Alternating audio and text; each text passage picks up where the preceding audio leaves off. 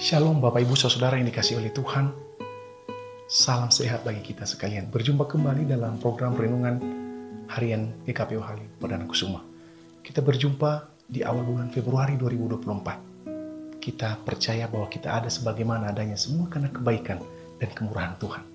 Saudara, sebelum kita memulai kegiatan aktivitas kita hari ini, mari kita menyediakan waktu sejenak untuk membaca dan merenungkan kebenaran firman Allah. Namun sebelumnya mari kita awali dengan doa. Ya Allah, ya Tuhan kami yang kami kenal di dalam nama Tuhan Yesus Kristus. Kami bersyukur di pagi hari ini oleh karena kasih-Mu yang telah menyertai menolong kami sepanjang malam. Dan pagi ini kami dibangunkan dengan penuh sukacita oleh Tuhan. Sebelum kami memulai kegiatan kami, ya Allah, kami rindu membaca merenungkan firman-Mu. Ya Roh Kudus, bimbing kami dan berikan kami pengertian pemahaman serta kemampuan mengaplikasikan firman-Mu ini dalam hidup kami hari lepas hari. Dalam nama Tuhan Yesus kami berdoa dan siap merenungkan firman Tuhan. Amin. Mazmur 147 ayat 11. Tuhan senang kepada orang-orang yang takut akan Dia, kepada orang-orang yang berharap akan kasih setia-Nya. Tema renungan harian bagi kita pagi hari ini adalah berharap hanya kepada Tuhan. Saudara, sebagai anak-anak Tuhan, sebagai orang percaya kita harus menyadari bahwa orang-orang yang tangguh dalam iman, orang-orang yang memiliki iman yang kuat dan kokoh adalah mereka yang senantiasa berpegang teguh kepada janji-janji firman Allah. Katakanlah seperti contoh dalam bacaan kita ini, Raja Daud yang kehidupannya juga tidak pernah luput dari persoalan, tantangan, dan pergumulan hidup. Banyak tantangan-tantangan yang harus dilewati oleh Raja Daud. Sekalipun ia dipilih oleh Allah menjadi pemimpin bagi bangsa Israel. Bahkan Daud hidupnya diancam, jiwanya terancam oleh bangsa-bangsa, bahkan oleh Raja Saul sekalipun. Akan tetapi Daud mengenal benar bahwa Allah senantiasa menyertainya. Dan ia bersikap baik untuk menanggapi segala sesuatu yang terjadi dalam kehidupannya. Daud percaya bahwa Tuhan pasti sanggup menolongnya. Daud percaya bahwa dimanapun ia berada dan apapun situasinya, dalam kondisi apapun, Allah pasti menyertai dan menolongnya. Sekalipun dalam situasi-situasi terdesak sekalipun. Ia tidak lupa akan Tuhannya yang telah memilih dia. Melainkan selalu datang kepada Tuhan. Menyampaikan segala apa yang menjadi pergumulan yang ia alami. Karena ia tahu bahwa Tuhan tidak pernah tertidur dan Tuhan tidak pernah terlelap. Bapak Ibu, saudara-saudara yang dikasihi oleh Tuhan. Daud terus menguatkan kepercayaannya kepada Tuhan. Dan dia tidak mau dikalahkan oleh keadaan, oleh situasi manapun. Karena ia memaksa jiwanya untuk terus berharap hanya kepada Tuhan. Ia mengandalkan Tuhan secara total dalam hidup.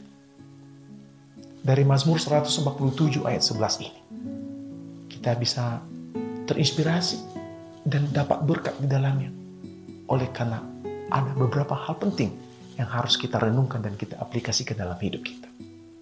Hal yang pertama, ketakutan yang mengarah pada kebahagiaan. Mazmur ini menyoroti pentingnya takut akan Tuhan. Namun, pengertian takut dalam hal ini bukan berarti kita takut karena sangat mencekam situasinya. Tetapi rasa hormat, ketaatan, kesetiaan kita hanya kepada Tuhan.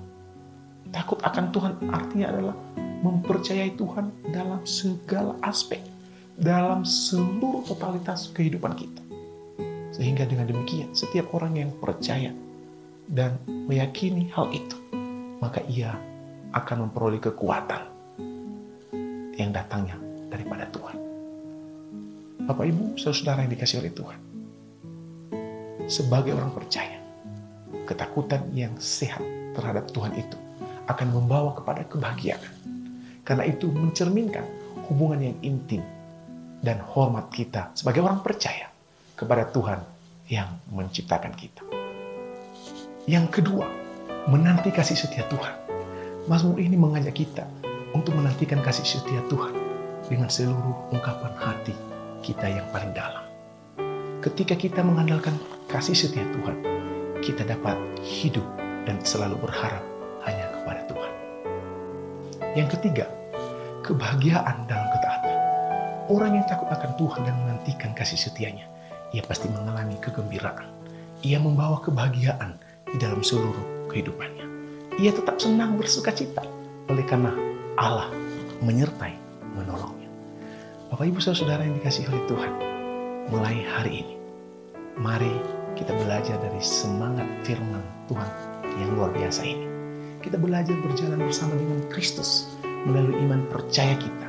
Yakinlah bahwa bersama dengan Tuhan, Ia sanggup menolong dan menyertai kita. Sekalipun kita berada di dalam masa-masa sukar, Ia akan datang pada waktu yang tepat untuk menyelamatkan dan menolong setiap kita.